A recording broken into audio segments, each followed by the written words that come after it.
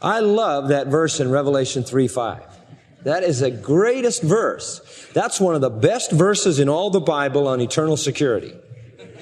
I don't know how those people can do that with that verse. And people say, well, you see right there, you're liable to get your name blotted out of the book. Now, I want to explain that verse. In Revelation 3:5, it says, he that is overcoming, he that is an overcomer. Now, how do you get to be an overcomer? Who wrote Revelation? John. So we ought to ask John. John, what is an overcomer? What are you talking about? What do you mean by this? Well, John will tell us that we have overcome, verse 4 of 1 John 5. John says, for whatever or whoever is born of God is overcoming the world. So the overcomers are the people born of God. And this is the victory that overcomes the world, even our what? Faith. So saving faith makes us an overcomer.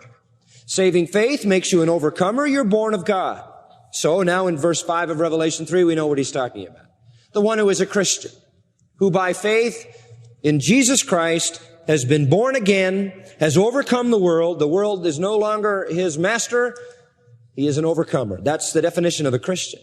So he says, the one that is an overcomer, the same will be clothed in white raiment. Is that conditional? Is there any other condition except being an overcomer? No. If you are an overcomer and you overcome by your faith and you are born again, then you will be clothed in white raiment. That is an absolute fact. There are no other conditions to that. The day will come when you enter into the glory of the presence of the Lord, and he will clothe you in the brilliance of pure and holy reality forever and ever.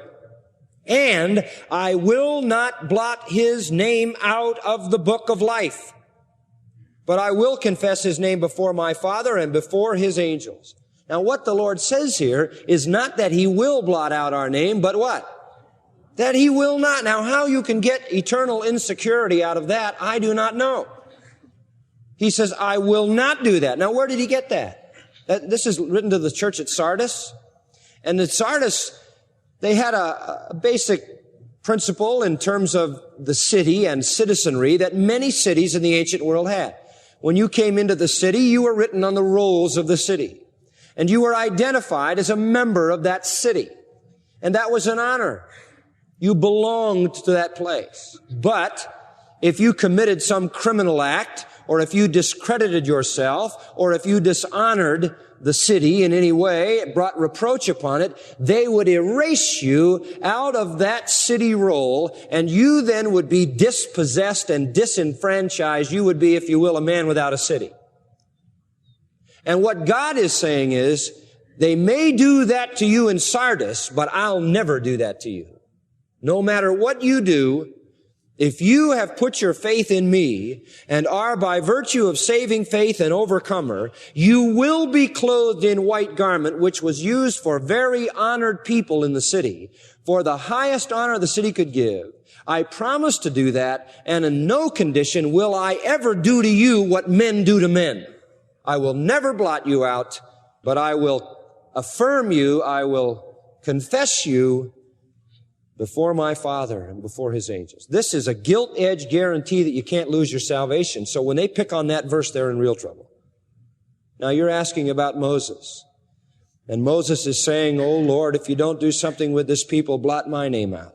He is really saying essentially the same thing Paul said in spirit in Romans 9, where he says, I could almost wish myself accursed for the sake of my kinsmen, my brethren, right? Israel.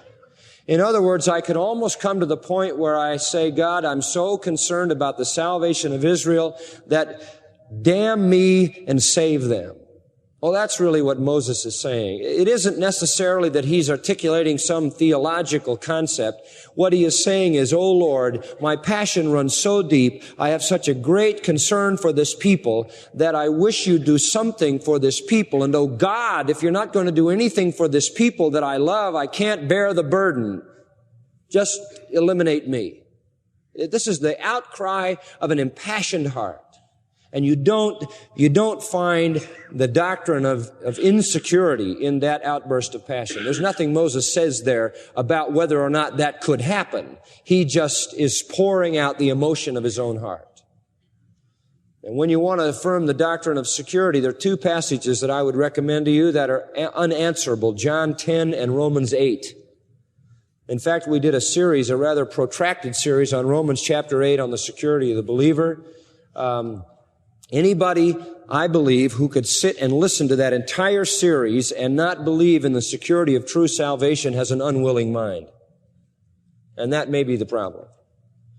And then I think part of the reason people believe in insecurity is because they can't explain certain people's behavior.